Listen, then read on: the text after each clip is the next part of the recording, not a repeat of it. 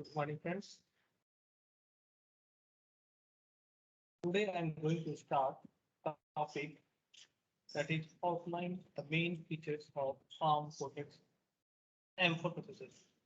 Now, in the last previous classes, I discussed regarding ARM families.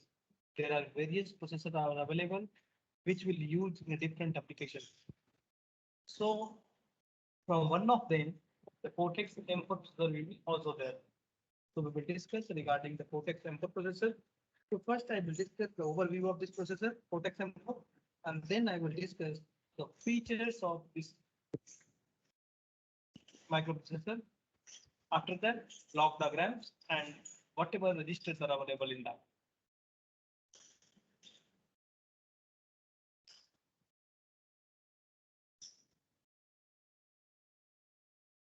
So you can see when we are talking about the Cortex M4 processor overview. So first you have to know about that it is introduced in 2010. It means that you can say that this is the latest processor and which is having more functionality and higher efficiency of that rather than all types of system will be there.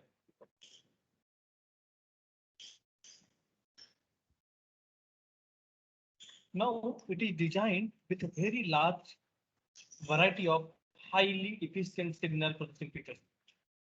So all of you know that there are some subjects which deals with different types of signals, like all of you studying DSP, digital signal processing. So in the digital signal processing, what will happen? There are various types of signals will be there, and you are manipulating the signals. You are going to apply some rules on the signals, and you are getting some desired function. So for that purpose, if you want to do operate by the systems, so for that purpose, you have to design the system with having the signal processing features available in that. So in the Cortex M4 processor is having this type of signal features. Now we will be talking about that this feature extended single cycle multiply accumulate instructions. So if we will type about the single cycle, so what types of instructions are available that will try to execute in a single cycle. So if you are able to execute a single cycle, it means that you will do that any task with adequate time. It's very fast. So the multiply accumulate instructions. First, you have to understand what is the multiply accumulate instruction. For that purpose, you have to know about the multiply accumulate operations. So actually, the multiply accumulate operation will specifically designed for the DSP processor. For the DSP digital signal processing. Whenever you are dealing with the signals, various types of signals, then you use the multiply accumulate instructions. So it is a common step that computes the product of two numbers and adds the product to an accumulator. It means that you have a efficiency to multiply two numbers. Okay, let us consider this is the first number x and then multiply with the y. And you are going to add this number into the accumulator. It means that from one instructions you can do this type of operation, several tasks for that. That's why this type of instructions is very useful.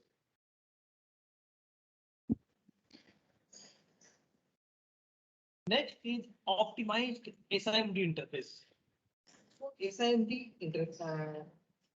indicates that single instructions, multiple data. So what is the use of SIMD techniques? It means that you're going to use single instructions, but the operations will be happen with the multiple data. Now, SIMD describes computer with multiple processing elements that perform the same operations on multiple data points simultaneously. यहाँ भी तुम्हें क्या होगा कि एक operation करना है, लेकिन various types of elements हमारे पास डेटा बहुत है. Then you can use the SIMD technique. So this Cortex M4 is also available for the also having a features of SIMD arithmetic. And also the most CPU designs include the SIMD instructions to improve the performance of multimedia use. In case of multimedia, you are always editing the data, editing the videos, and you are making adequate quality of that video.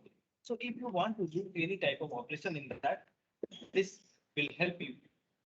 This feature will help you at all. And then saturating math arithmetics and an optional floating point. So saturating math arithmetic already I discussed in the last class. So in this mathematics, what will happen? All operations such as addition or multiplication are limited to a fixed range between the minimum value and maximum value. And also, when we are discussing about the floating point entry, so all of you know that floating number, especially for the decimal point. So it is especially designed to carry out the operation on floating point number. Okay. So when it is so this feature option floating point unit describes the operations which is associated with the floating point numbers. So in the float, when you are telling operations, it means what? It means addition, subtraction, multiplication, division, square root, like that. So this type of functions you have to do. Now you can see we will discuss the high performance efficiency. This processor is also having high performance efficiency.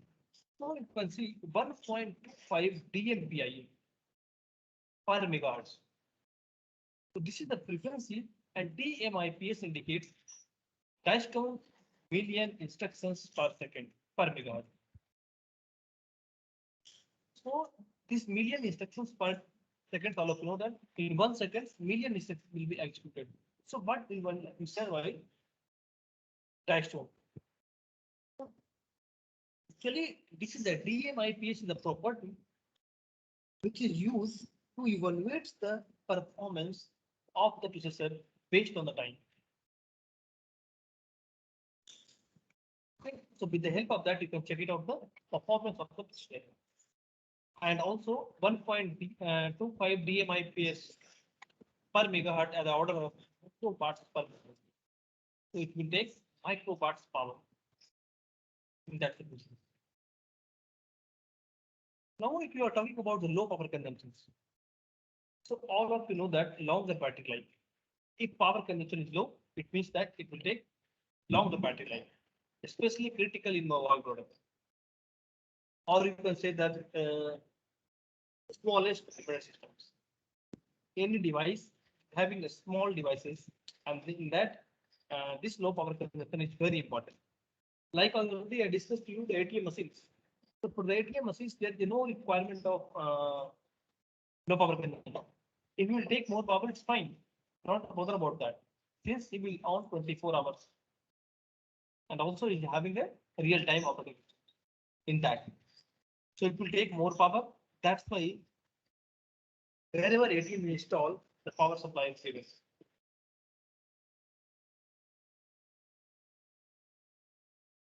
So now this the next thing is enhanced determinants. Next our enhanced determinants. So what is the meaning of enhanced determinants? Actually, what will happen if you are designing any systems? It means that for a fixed input, you can get the fixed output. In terms of this enhanced determinants, current is the same simulation result when all the inputs are exactly same. This is called enhanced determinant. In that, you can see the critical task and the interrupt routines can be served simply as your number of cycles. So already I discussed the critical task. In this type of task, the time is very important. So within time frames, you can get the output. Otherwise, something will happen. Let us aircraft is there. In that aircraft, let's consider if you are sensing the pressure, temperature, whatever, and he will not give the output at a proper time, it might happen, it might be crash, something happen. You don't know what. So that's why in critical tasks, the time is important. So in a fixed time, you can get the output. ऐसा नहीं है कि मैंने 4 second में output आना था, वो 20 second में आया. It's not tolerable in that. And also, this critical task and interrupt solution can be solved quickly in no number of cycles. Whatever task you are providing to the systems, you have to know that how many number of cycles it will take a time. It will take to execute it. It means that you are going to fix that time duration. Okay. So this is a very important thing. Now next I will talk about the features of this product. What types of features are available. Now you can see 32-bit reduced instruction computing RISC processor. All of you know that R is made up of based upon RISC processor. It is called RISC reduced instruction set computing.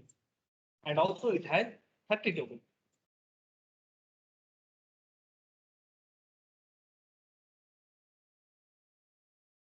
The second thing is it has Harvard architectures. So all of you know that there are two types of architectures will be used in the case of designing the processor. One is called Harvard and another is called von Neumann. So what is the difference between hardware and von Neumann? So first you have to understand Harvard architecture. So it is separated data bus and instruction bus. It means that address bus and data bus are different. In the case of Harvard architecture. So what will happen? Let us consider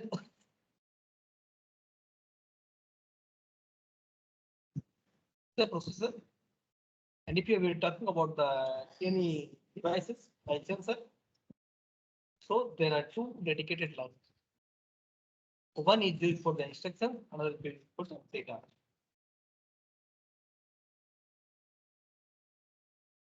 Okay. But in the case of von Neumann, what will happen? Only one lines will be there.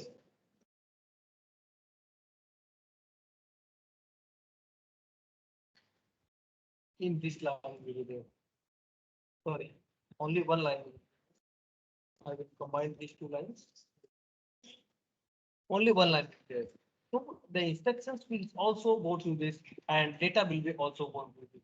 Now you can see what will happen if like that.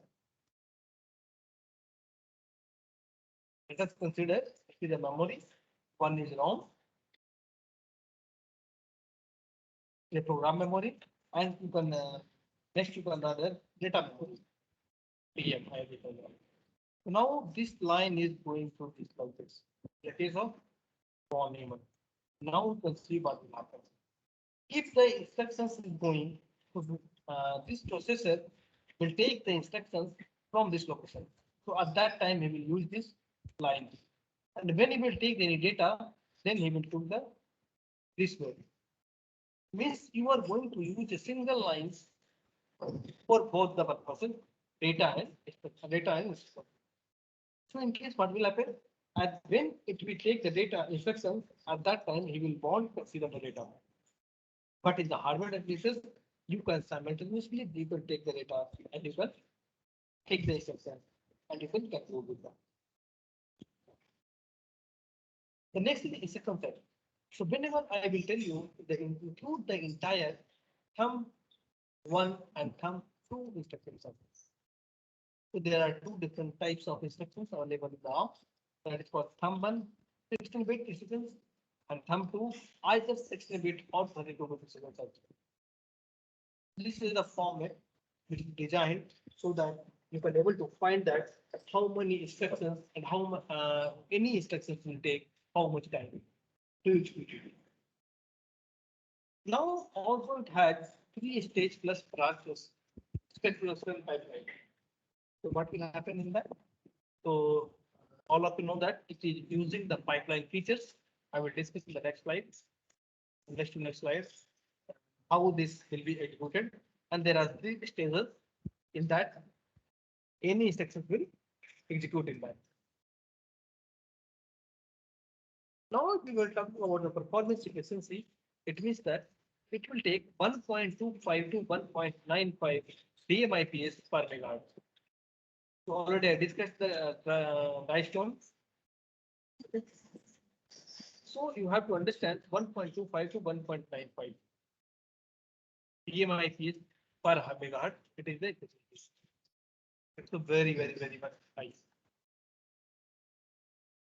Now we were talking about the interrupt. So it supports, it will be supported the interrupts. So how many interrupts will be supported by? So non-maskable interrupt plus 1 to 250, 240 physical interrupts are available. So non-maskable interrupt is also available and 1 to 240 physical interrupts are available and also 8 to 256 interrupts are priority level. So total a number of interrupts are available. You can use a number of tasks simultaneously. You can use number of interrupts at a time. Okay. And also it supports the sleep mode. So all of you aware about the sleep modes. If you have any system, if you have any desktop, if you have any laptop, then also sleep mode feature will be there. So what is the benefit of sleep mode? If you are using the sleep mode, it means that you are going to save the power. First, whenever the system will not in use, why the system will be switched on? And if the system will be switched on, then why we will waste the power? That's why you have to take care of that. So this protection for processor is also support sleep mode. In sleep mode, you can see up to 250 wake up interrupts are available. So there are up to 240 wake up interrupts are available. What is the meaning of that? So there are various interrupts are available that will wake up to the protection for processor from sleep mode. And also it has integrated WFI. So it means wait for interrupts. And WFI is called wait for events. So two types of instructions are available, WFI instructions and WFP instructions, and click on exit capability to be covered in a more detailed manner. So this capability is the from sleep mode. If you are providing the interrupt, it will come to the future position. It means that system will wake up. If the system will wake up, okay, then you can use the WFI instructions or WFP instructions. With the help of that, depending upon the interrupts, how much time it will take to switch on them, or how much time it will take to come wake up from sleep mode. And also it has sleep and deep sleep signals. So what is the meaning of sleep and deep sleep signals? Same way like you are sleeping and you are having a deep sleep. Same things will be happening with the system. Sleep means just you are having a sleep mode. Deep sleep signal, it means that having a less power. It will depend upon the power. If it is in sleep mode, it means that it will take the less power. And also, if it is deep sleep, it will take much more less power rather than sleep mode. And also, you have optional retention mode with arm power management mode. Now, what will happen? Retention mode.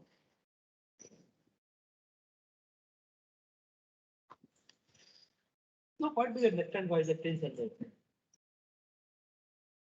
So, we leave the system in sleep mode.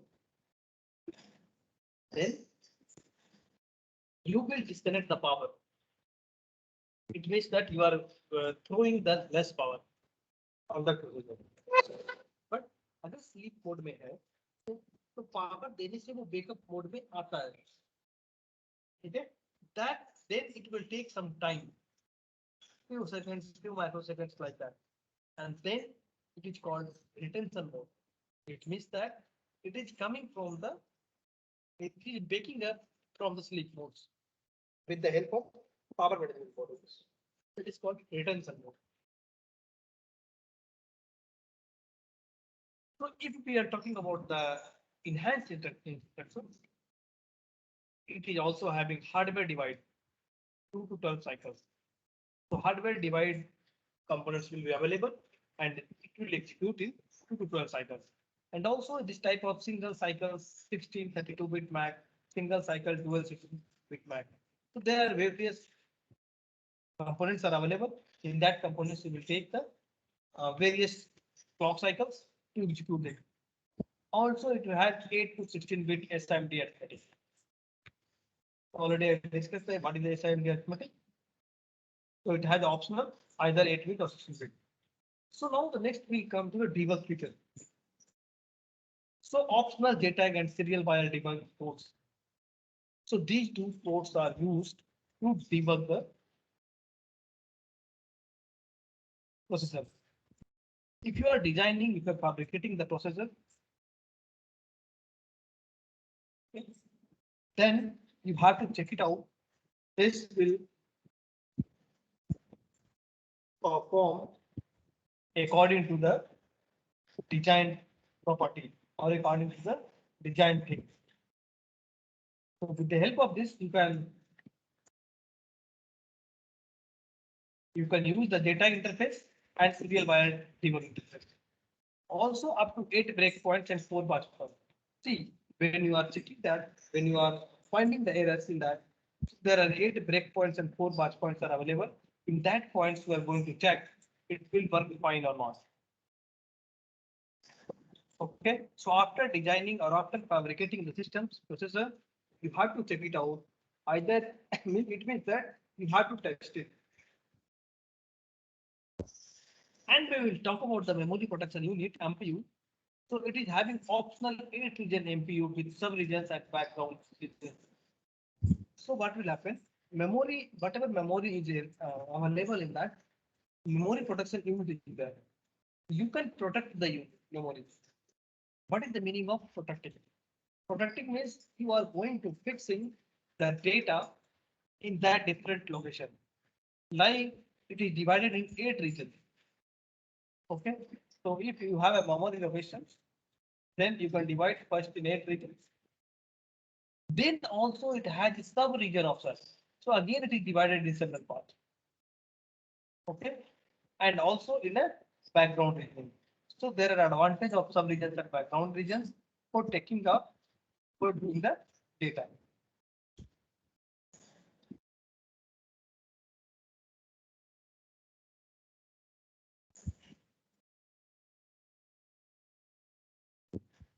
So now we can check it out. The Cortex M4 processor is designed to meet the challenges of low dynamic power constraint while retaining light performance.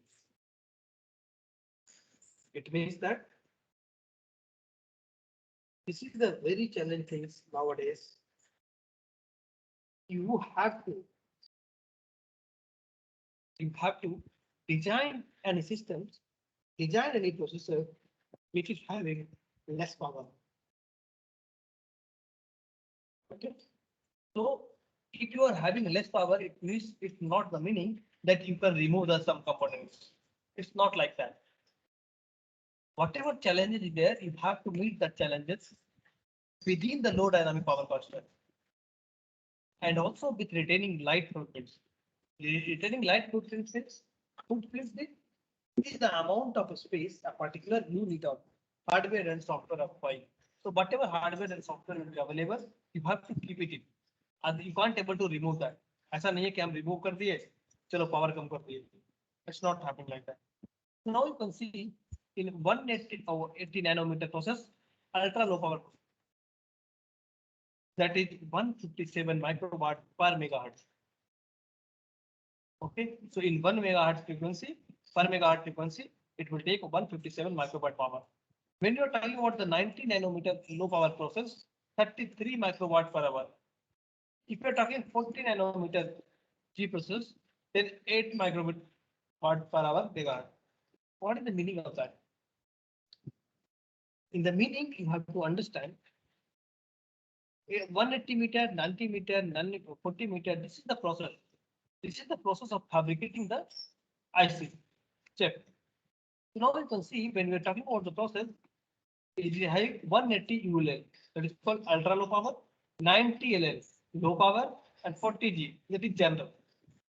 So the 180 ULL process having 7 track, typically 1.8 volt and 25 C. Now you have to check it out when you are discussing about the 90 LP, then you have 7 track, typically 1.2 volt and 25 C. So there are difference in the voltage levels. Okay, and also in the track. Now in 40G, it has 9 track, typically 0.9 volt and 25 C.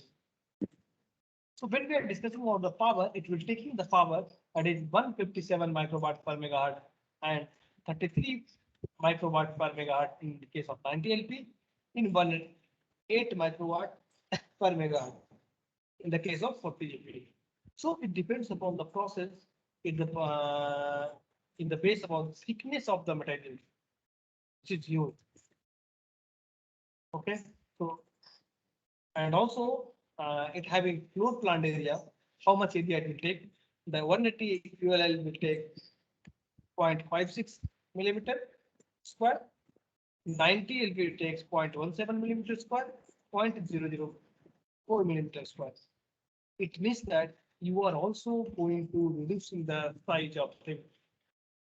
So if you are going to reduce size, if you are going to reduce the power, it means that you are going to design a very effective, high performance, low power devices.